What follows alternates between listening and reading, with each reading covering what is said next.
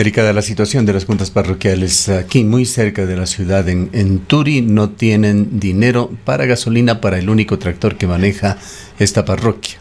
La subida a Turi, como la conocemos, con sus veredas llenas de escombros, maleza, espectáculo que diariamente ven los turistas sin que hasta el momento se haga absolutamente nada. Hemos recuperado ya la señal con el doctor Franklin Buccelli, gestor ambiental, director del Centro Ecuatoriano de Derecho y Manejo Ambiental. Hablábamos sobre el fenómeno del Niño. Doctor Buccelli, las intenciones del gobierno de estructurar algunas medidas para prevenir los daños que los efectos de este fenómeno puedan producir. Pero hay incertidumbre en cuanto a cuándo se sentirán los efectos de este fenómeno. Se dijo originalmente que en junio, que habría una grave afección a la sierra ecuatoriana y peruana. El instituto encargado de este tema aquí en Ecuador ha señalado que será julio a septiembre. Esteban Bernal, ministro de Bienestar Social, que se toman previsiones para noviembre a marzo. ¿Qué es lo que se conoce ya desde el mundo científico con respecto a estos efectos del fenómeno del Niño? Muy buenos días, estimado Gustavo, y a la distinguida audiencia de Antena 1. Mil disculpas por la logística. Yo estoy acá en el Chocó andino, en la zona del Maspi, en el noroccidente de Pichincha, justamente qué bien, evaluando que nos cuente luego sobre eso también. Sí, sobre el tema de la conservación de la biodiversidad y las actividades extractivistas que se hacen por acá y realmente afectan al tema del clima y de la naturaleza. Pero efectivamente, Gustavo, hay una variación considerable. Nosotros, todo lo que establece el NOAA, que es el Instituto Oceanográfico de Estados Unidos, y el INOCAR, que es la filial del Ecuador acá, a través de la Armada del Ecuador, se han identificado ya realmente in situ un calentamiento de los océanos que superan los 2 grados, y esto obviamente hace que las olas de calor que nosotros estamos sintiendo, no solamente en la región litoral, sino en la sierra. Mire usted que en Quito hemos tenido temperaturas que superan los 30 grados centígrados. Entre martes y lunes aproximadamente estuvimos en 31 grados. Entonces, es una realidad, y por eso es que esta comisión del estudio del fenómeno del Niño en el Ecuador, a través del INAMI, está realizando los monitoreos permanentes de esta variación para fundamentalmente adaptarnos a esta situación y de las consecuencias mitigar. Ese es el objetivo del establecimiento del estudio y del seguimiento y aplicación del mismo. Pero yo creo que todos, absolutamente todos, estamos conscientes y ya estamos sintiendo esa situación del fenómeno del cambio climático. La aceleración del fenómeno del Niño, que en principio no estuvo previsto, pero dadas las condiciones oceanográficas y climáticas que ahora está afrontando el país, es una realidad. Y yo diría que ya estamos en situaciones de vulnerabilidad. Esas situaciones de vulnerabilidad se hacen ya evidentes con estas olas de calor, con precipitaciones.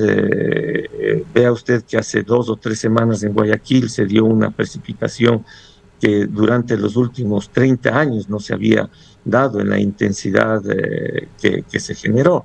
Y obviamente las consecuencias para la ciudadanía, para la infraestructura, para el desarrollo, para la producción, sobre todo en la cuenca del Daule y del Guaya, son sumamente desastrosas, ¿no? La principal manifestación del fenómeno serán intensas lluvias.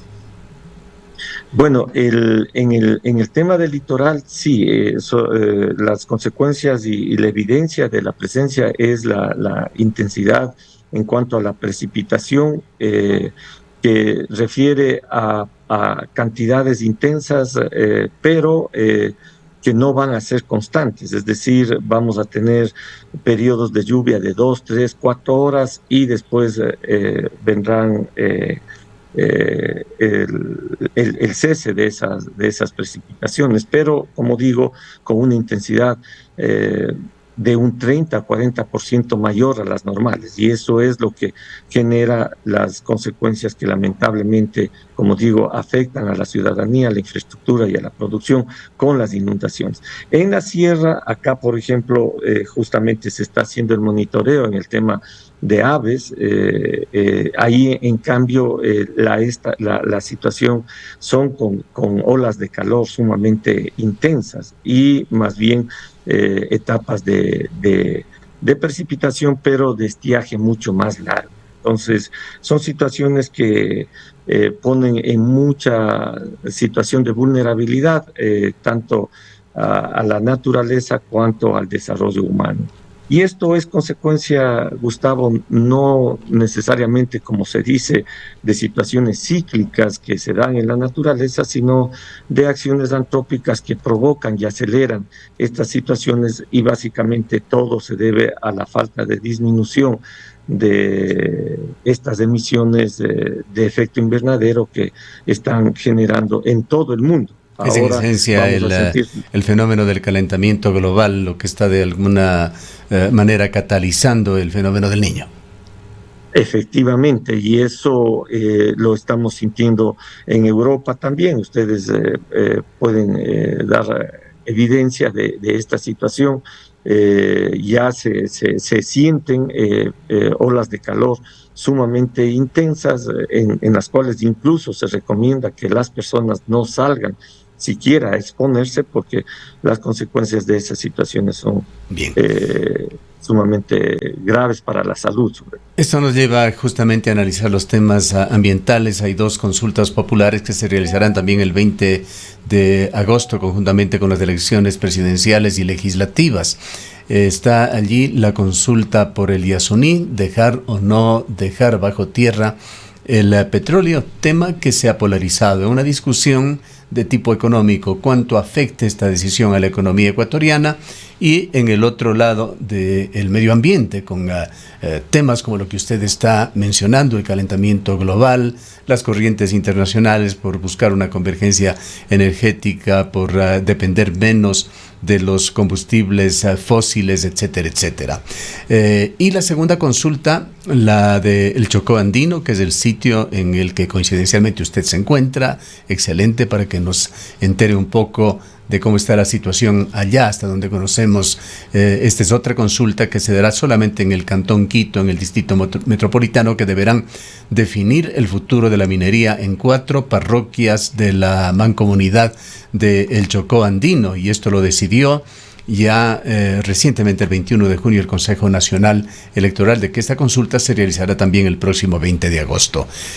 Iniciemos por el Chocó Andino, ya que usted se encuentra allí. ¿Qué es lo que se quiere proteger allá en esta zona de Quito?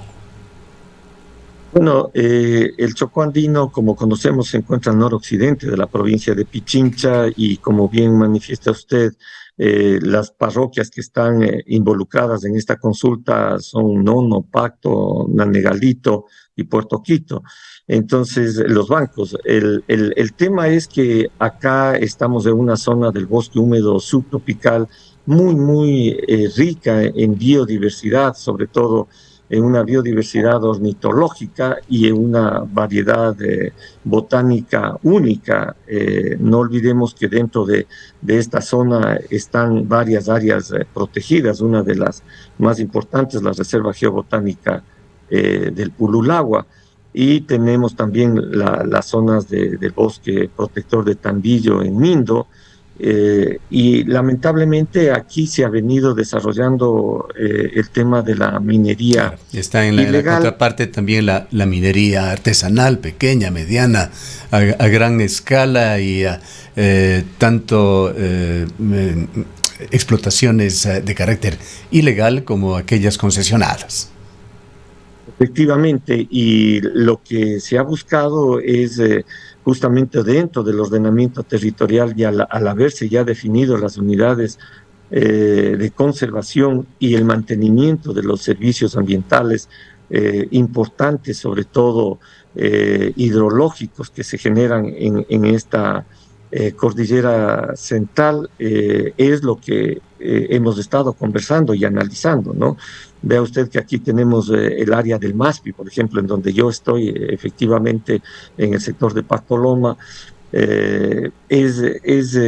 Una zona increíblemente diversa y lamentablemente por las acciones del mismo Estado y las que usted menciona, ilegales y artesanales, se han venido degradando. Por Se lo está tanto, polarizando aquí y esto ha sido parte del discurso del actual gobierno del ex Arcom, que ahora tiene otro nombre un tanto complejo.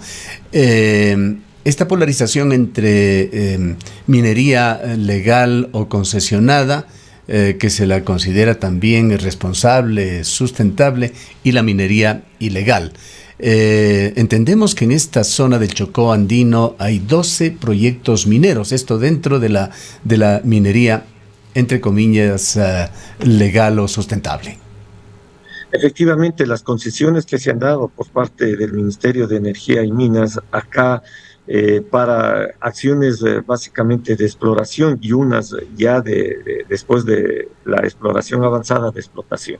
Pero no olvidemos, estimado Gustavo, que las consecuencias nos llevan al mismo término, ¿no? O sea, en el sentido de que no existe, y eso yo puedo dar fe de los recorridos que hemos hecho en todos los sectores, de esas concesiones que se habla de que son minería sostenible, sustentable, minería que no contamina, etcétera, y es totalmente falso. Y por una sencilla razón, no existe el control, no existe la capacidad in situ, por más concesión autorizada, legalizada, establecida legalmente, no existe el control. Por lo tanto, los planes de manejo, las acciones de mitigación, los planes de manejo ambiental no se aplican. Y por eso es que nosotros evidenciamos acciones totalmente descontroladas que lo que generan es una contaminación a gran escala e irreversible que está afectando sin duda a la pérdida de la biodiversidad y a la degradación del suelo y la calidad del agua. Esa es la realidad. Por ¿Cómo eso es que cree acá usted, nosotros... doctor Bucheli, más allá de estas dos consultas ya inminentes y puntuales, cómo cree usted debe asumir Ecuador este tema de la minería? Debe estar dentro de los planes de desarrollo, como lo está aparentemente con varios de los candidatos a la presidencia de la República. ¿Con qué tipo de consideraciones se podría seguir asumiendo este tema que a todas luces engendra enormes riesgos y enormes costos, además, para el país en cuanto a recuperación del medio ambiente que se vería deteriorado por estas explotaciones? Tiene que darse, Gustavo, en función de las disposiciones constitucionales y legales. Vea usted que yo le he hablado solamente como ejemplo acá en el noroccidente, en el Chocó, del bosque protector de Tambillo y de la Reserva Geobotánica Pululagua, por mencionar dos de las más de 10 que están inmersas. ¿Y qué es lo que establece el marco constitucional? El 406 de la Constitución excluye la actividad extractiva en estas áreas. Por lo tanto, es inconcebible, es una inconsecuencia, una contradicción que el Estado mismo propicie ese tipo de actividades en zonas en donde lo que prevalece es la conservación, porque ahí estamos hablando de que los servicios ambientales están por sobre el tema extractivista. Y eso lo dice la Constitución, no lo decimos los técnicos, no lo decimos quienes hacemos gestión ambiental, no lo decimos quienes hacemos conservación y defendemos los derechos de la naturaleza, lo dice la Constitución. Otro asunto muy importante que es lo que se ha exigido y por lo cual se ha venido luchando más de 10 años es justamente el pronunciamiento de la población y de lo que se ha recorrido en todas las microcuencas del Paraguas, de la Delicia, del Paraíso, de Ingapi, de acá que he estado yo en estas 2 semanas, hay un 95% que no está de acuerdo y que se pronunciará en la consulta del 20 de agosto y se verá ese resultado, porque esta gente vive del turismo, vive de la producción sustentable de la panela, de un desarrollo ganadero controlado para que justamente el tema de la biodiversidad también sea compatible con esas actividades.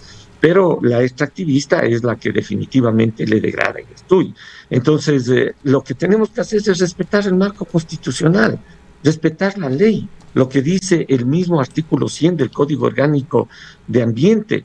No se pueden hacer actividades extractivistas, sino de conservación, de manejo y de fortalecimiento de, por ejemplo, de reforestación de especies nativas, etcétera, pero no de extractivismo, ¿no? Incluso el tema de la actividad agrícola, ganadera, está restringida dentro de todo el territorio a un 30%, es decir, el 70% del territorio tiene que estar destinado a esa conservación por la calidad y la cantidad de biodiversidad y sobre todo por el mantenimiento de los servicios ambientales que se generan acá. Entonces, esa es la realidad y bien se ha hecho en estas luchas en función de lo que determina el 398 de la Constitución, de que la ciudadanía se pronuncie. Y ya el resultado de ese pronunciamiento lo tendremos el 20 de agosto en estas 4 parroquias del Cantón Quito de la provincia de Pichi. Con respecto a la consulta del Yasuní, ¿qué reflexiones tiene usted? Bueno, me ha llamado totalmente la atención que a través de medios nacionales se está haciendo de alguna manera una campaña a favor de la explotación del ITT, del Espingo Tambococha Tiputini, en el bloque 41, en el Parque Nacional Yasuní, cosa que ustedes y toda la historia del Ecuador y cómo se dio ese abrupto por una imposición en base a un decreto ejecutivo del gobierno de ese entonces, imponiendo una acción y haciendo tabla rasa de la Constitución y de la ley. Y ahora se dice que si es que se deja de explotar, se perderán 60.000 millones de dólares. Pero la pregunta es que los millones de años de evolución y siendo el área de mayor concentración de biodiversidad, no olvidemos que en el Yasuní tenemos en 1 hectárea, es decir, en 10.000 metros cuadrados, una sobrevivencia de especies de más de 400. Entonces, y estamos viendo ya las consecuencias de solamente en el reporte de los 23 derrames que se han dado en el tema de la explotación de estos últimos 5 años en el bloque 41, y veamos también la consecuencia económica y social que esto ha traído. Es decir, ustedes ven que justamente se están tomando por parte de las comunidades y de las organizaciones indígenas de las nacionalidades, justamente para evitar la explotación y todos estos falsos anuncios de que va a mejorar la calidad de vida y la condición de vida de las poblaciones locales ha sido falso. Es otra situación que nosotros hemos evidenciado in situ y la realidad es que lo que nos traen son pasivos sociales y ambientales elevadísimos, irreversibles, y justamente por eso es que se evitaba a toda costa, desde toda la estructura del Estado, el pronunciamiento. Bueno, la del Yasuní, esperemos que esa concienciación ambiental no se trata aquí de decir que vamos a dejar de perder 60.000 millones de dólares, sino que vamos a conservar una de las fuentes más importantes del planeta, si no la única, que puede purificar el aire para generar vida en el planeta. Quizá una corrección, doctor Buccelli, la cifra, y esto que viene de una fuente muy prestigiosa en materia de economía, Análisis Semanal, la cifra a valor presente de lo que ellos señalan, que son además cifras refutadas por otros analistas, es a valor presente 16.000 millones de dólares, es la cifra que señalan podría ser el perjuicio para el país si es que gana el sí en esta consulta, según Análisis Semanal. Hay otros analistas que piensan que la cantidad es muchísimo menor. Efectivamente, pero el tema es que con los valores agregados que supuestamente en base a análisis económicos se realizaría, obviamente son extremadamente exagerados, ¿no? Ya. Pero los pasivos ambientales, Gustavo, son irreversibles, no tienen precio. O sea, si Usted ellos le decía ponen algo un muy, precio. muy cierto, doctor Buccelli, de que en Ecuador se debe hacer lo que se puede de acuerdo a la normativa y la principal norma es la Constitución de la República. La Constitución de la República permite las consultas populares, da las normas, y esto es lo que fue burlado hace aproximadamente 10 años cuando se reunieron casi 800.000 firmas para posibilitar la consulta popular. De un plumazo se lo borró en el Consejo Nacional Electoral, eliminando las firmas sin darles valor.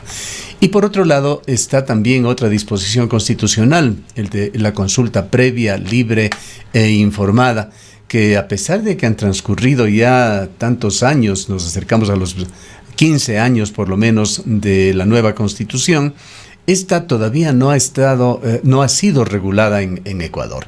Y se argumenta, por ejemplo, en el caso de Quimsacocha, que sigue vigente aquí en la provincia de Azuay, a la espera de una decisión judicial que tomará una corte de esta provincia, que se estaría vulnerando, por una parte, los derechos de los concesionarios, derechos adquiridos por las empresas, se dice desde el sector minero, señalando que la concesión de Quimsacocha data del año 1999, pero allí mismo están las contradicciones, pues en el año 1999 no tenían licencia ambiental, la licencia ambiental se presentó hace muy pocos años con respecto a este proyecto, y en la otra parte está la ausencia, nunca se ha hecho la consulta previa, libre e informada sobre este proyecto. Entonces, quisiéramos también su punto de vista sobre este tema, Quimsacocha o Loma Larga, como se lo quiera llamar, y ese paso y decisión, sentencia fundamental que se espera de una de las cortes de aquí en la provincia de La Azuay sobre Quimsacocha. A ver, ahí tenemos un asunto que siempre se ha manifestado y se ha puesto sobre la mesa, la legitimidad y la legalidad de la actuación del Estado respecto de la concesión de los títulos mineros. Y por eso es que justamente se ha llegado a judicializar estos temas, porque no olvidemos que el tema, entre comillas, de Loma Larga, que todos conocemos que es Quimsacocha, que está plenamente identificado como tal, sino que para disfrazar y justamente confundir a la ciudadanía de lo que está respaldado jurídicamente tanto en la Constitución de ese entonces, en la Ley Forestal y de Conservación de Áreas Naturales y Vida Silvestre de ese entonces, hoy Código Orgánico de Ambiente. No olvidemos que esa zona, cuando se hizo justamente todo, se dieron todos esos títulos, fueron totalmente ilegales, y por eso hablo de la legitimidad jurídica. ¿Y por qué digo que fueron ilegales? Porque fueron concedidos en un área de bosque y vegetación protectora que estaba totalmente prohibida por las disposiciones de la ley forestal, justamente en el artículo 11 de la ley y en el artículo 5 del reglamento a dicha ley. Asimismo, en la Constitución que regía en ese entonces del 96, no se podían establecer ese tipo de actividades en las áreas protegidas y los bosques y vegetación protectores. No olvidemos incluso que en ese entonces quien regentaba el manejo de estas áreas protegidas era el INEFAN, el Instituto Ecuatoriano Forestal de Áreas Naturales de Vida Silvestre, que se estableció mediante Ley 08 en el año 1992, justamente para la protección de estos recursos. Entonces, todas esas concesiones, todos esos títulos se dieron ilegalmente, lo que no le da ninguna legitimidad para hablar de derechos adquiridos y de eventuales pretensiones de indemnizaciones por la suspensión de esas actuaciones de funcionarios, además, que obviamente lo hicieron en representación de las instituciones que estaban. Pero vean ustedes, todos esos funcionarios que en esa época actuaron, ellos, lo que el Estado, la Contraloría General del Estado, debe actuar es si es que se diesen alguna de estas pretensiones y nosotros estamos plenamente convencidos y amparados en las disposiciones legales pertinentes que he mencionado, que son imposibles de ser reconocidas legalmente. Pero bueno, nosotros también estamos claros de que no tenemos una seguridad jurídica plena en el país. ¿Qué tan gravitante ¿no? ¿Qué tan gravitante en este conflicto ve usted, doctor Buccelli, la consulta de Cuenca? Es fundamental, pero lamentablemente es un precedente que a mí me preocupa sobremanera, porque no se está respetando el pronunciamiento de más del 85% de la ciudadanía en el sentido de la protección de las cuencas hídricas, y no se está respetando, lamentablemente, porque las autoridades de turno no la han hecho respetar.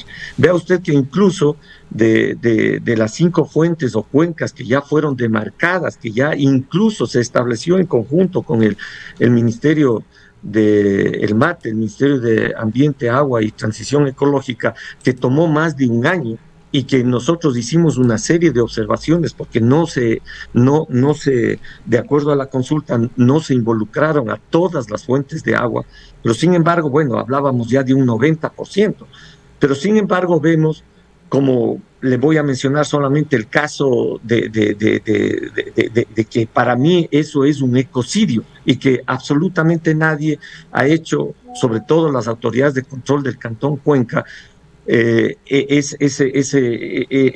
llaman, creo que parqueadero, alguna cosa, cuando se fueron a desbrozar más de 10 hectáreas de una zona de recarga hídrica para el Julián Matadero, que es del río Quinoas, que es uno de los que alimenta al Tomebamba y que abastece casi del 60% del agua que consume Cuenca. Ahí, si nosotros vamos a hacer un estudio, yo le emplazo a Etapa a que haga el estudio y vea cuánto del caudal ecológico se está disminuyendo solamente con la falta de la escorrentía, que cuando se arrasó con toda esa vegetación y ahora se ha hecho una especie de plataforma supuestamente de parqueadero autorizado, vea usted, por el Ministerio de Obras Públicas, y esto lo denunciamos oportunamente, y las autoridades de control del municipio de Cuenca no hicieron absolutamente nada, ni Etapa. Por eso es que nosotros, y me mantengo en esto, en decir que la administración anterior de Cuenca fue la peor y la más nefasta en temas ambientales.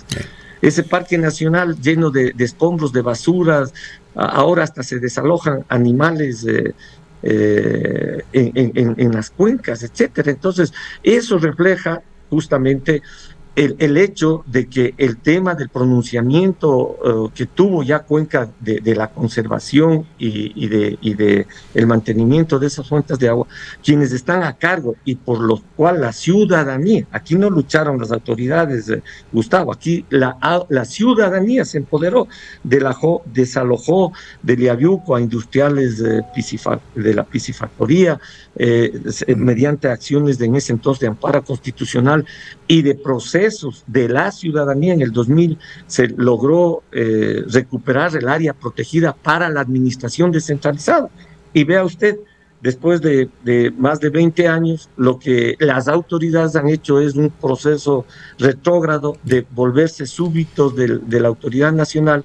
Bien, para no tener ni siquiera capacidad sancionadora.